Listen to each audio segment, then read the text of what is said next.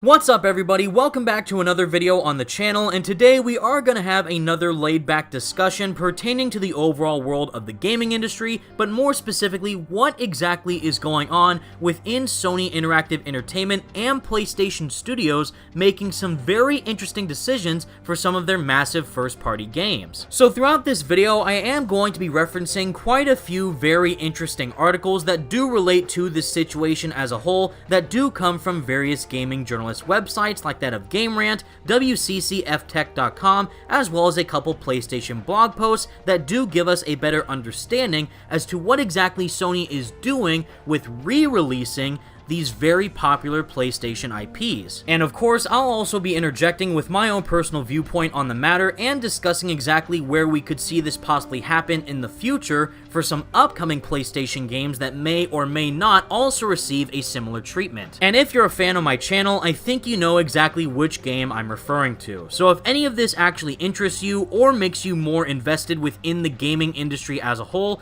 definitely be sure to leave a like on the video and subscribe to the channel if you are enjoying anything that we're discussing, and I would genuinely appreciate it in more ways than one. So in case you missed it, this news has been circulating the PlayStation realm of gaming for at least over a solid month now, and we did receive some recent updates to two massive PlayStation IPs within the last week and also during the latest PlayStation State of Play. And of course, if you're unaware as to what exact games I'm talking about, those are none other than Ghost of Tsushima and Death Stranding, where it turns out that both of those specific games are going to be re-releasing with full next-gen enhancements on the PlayStation 5 in the form of a Director's Cut. Now granted, the Ghost of Tsushima Director's Cut is also going to be a cross-gen release where it is going to launch on the PlayStation 4, but it is going to receive a plethora of enhancements if you do play it on the PlayStation 5. And the reason why I find this news so intriguing and worthy of a discussion is because not only has it caused some heated controversy amongst consumers debating whether or not the prices are justified for these director's cuts, but there is also a very highly likely chance that we may end up receiving even more director's cuts down the line from Sony Interactive Entertainment and their massive first-party properties. Now, while there may be some of you out there who might view these director's cuts as standard re-releases, Sony is actually really trying to market both of these experiences for Death Stranding and Ghost of Tsushima as completely new and innovative experiences that may feel and look completely different from the base game that we all originally played on the PlayStation 4. And I can guarantee you all right now that if both of these director's cuts end up selling and reviewing well amongst general consumers and critics alike, then I can certainly see even more director's cuts from Sony end up being a trend for other massive properties down the line, which is exactly what this article from GameRant discusses in further detail. The games industry is still in its infancy compared to older traditional forms of entertainment like movies and TV, so witnessing new and innovative marketing and release strategies is commonplace. Microsoft is currently making waves with its Xbox Game Pass, while others are dipping their toes into the microtransactions model of free-to-play experiences. A new trend that has started to gain traction is the director's cut. Much like how it works for movies and TV, the director's cut symbolizes the original vision for the game that the director has. As witnessed by previous releases, the director's cut usually adds some new content on top of the original release, with a few graphical bells and whistles for good measure. So basically, try to think of a director's cut for a video game much like that of a remaster, just with extra content stacked on top of it. Whereas a great example that I love to use in this scenario is instead of using Marvel's Spider-Man Remastered on the PlayStation 5, which was just an amalgamation of all the content that was included within the PS4 game,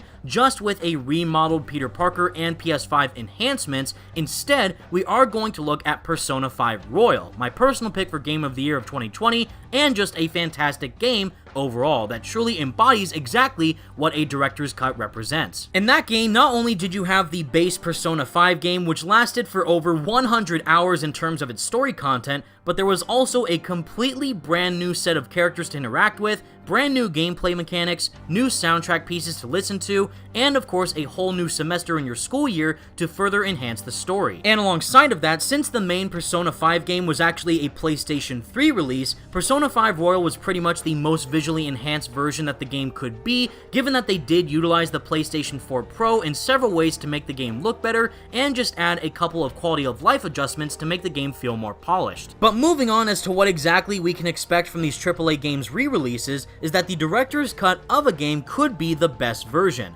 doubling down on some of the mechanics and content that might have been cut due to time or budget restraints. There's also the fact these developers get a lot of feedback from the community post-release, which can be incorporated into a director's cut to curate the experience in a manner that fans would enjoy it the most. This could be particularly monumental for games that had a mixed reception like Death Stranding. While many previous re-releases don't instill much confidence, a case could be made for how these cuts are probably a better form of re-release than GOTY editions or full-priced remasters. And again, we can relate directly to two major examples that you may be familiar with, like that of Marvel's Spider-Man Game of the Year edition for PlayStation 4, which is pretty much the definitive edition as to how to play the game on current-gen consoles, versus Marvel's Spider-Man Remastered exclusively for the PlayStation 5, which again is including everything that the Game of the Year edition includes, simply with an updated Peter Parker model and the enhancements of the PlayStation 5 features with faster loading,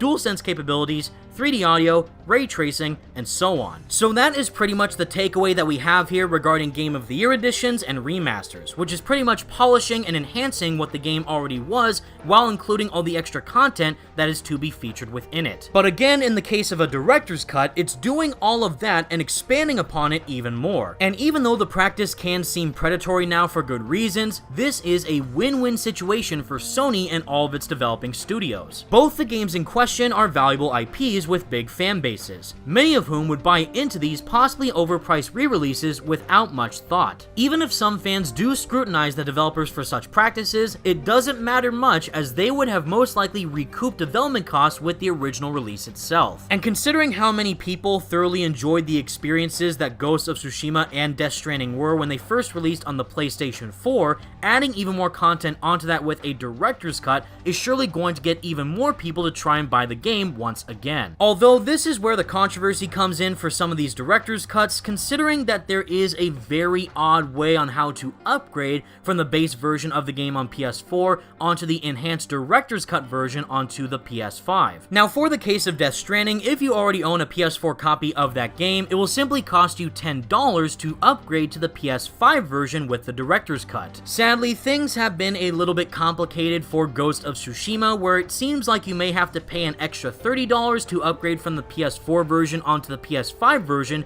if you already own the base game for current gen. But considering how much content is going to be included in the director's cut for that game, I can easily see why that's the case. Again, take a game like Persona 5 for example, where the base game already as it stood back when it first released in 2017 did range at about $60, and the Royal version back when that originally released in March of 2020 was also for that same price. You couldn't simply upgrade to that version for free or just download some DLC onto the base Persona 5 game, because Royal is a completely different beast all in its own right. So this is a real catch-22 situation where of course all the fans who love these games do want to play even more of it with the additional content that the director's cuts are including. But at the same time, if you're someone who's struggling financially or is just trying to save money, this might not be the best investment that you could make when trying to buy these games. However, for someone in my situation who sadly does not own a PlayStation 5 just yet, the moment that I do get one, I am easily going to buy each of these games' director's cuts at full price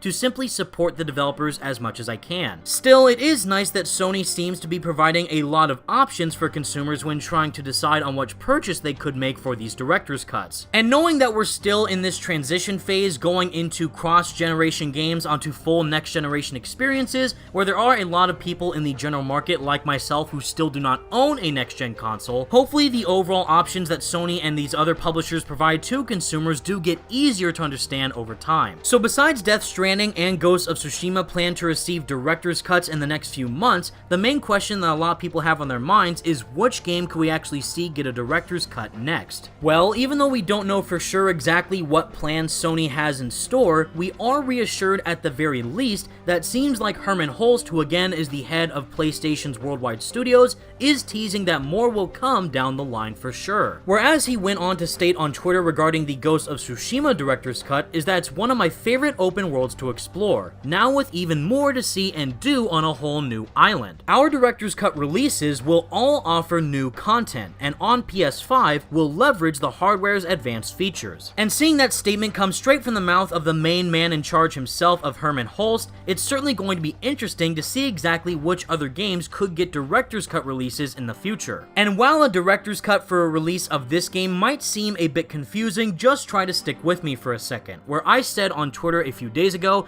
give me that Persona 5 Royal director's cut for PS5 and I'm all set. However, for anyone hoping for it, I don't think a director's cut of Marvel's Spider-Man and or Miles Morales will happen, because we already have the PS5 remaster and Miles, which is a smaller standalone game in comparison. So believe it or not, even though Persona 5 Royal is pretty much a director's cut of the base Persona 5 game, there is actually quite a lot of audio dialogue and a bit of character interactions that were cut from Royal itself. So if we were to receive an announcement from Atlus, who are the developers of Persona 5, during September of the 25th anniversary of the Persona series, with Persona 5 Royal to be enhanced for the PS5 with a few bits of extra content, I would instantly buy that the second it's released. And yes, just like what I said for Spider-Man, is that we already have a PS5 remaster of the base Spider-Man PS4 game, which already kind of enhances the game as much as it can possibly go. Same thing goes for Miles Morales, which is enhanced on the PlayStation 5 in comparison to the PS4, but that is simply a smaller standalone spin-off game in comparison to a mainline sequel. But if you manage to put 2 and 2 together, I do think that we may potentially end up receiving a director's cut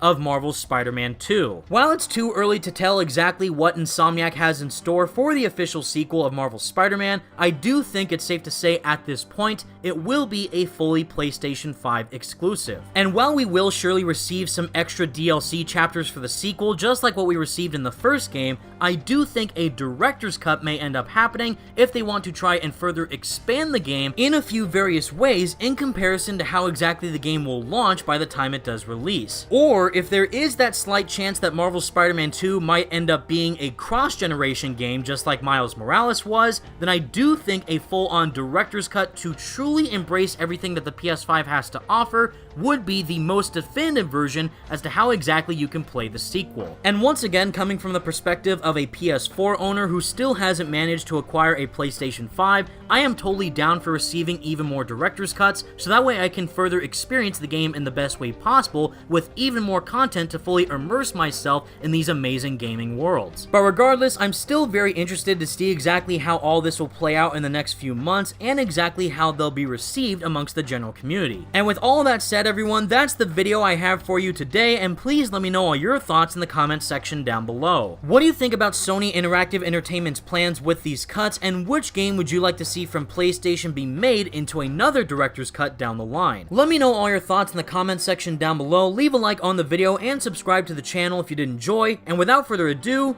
peace out.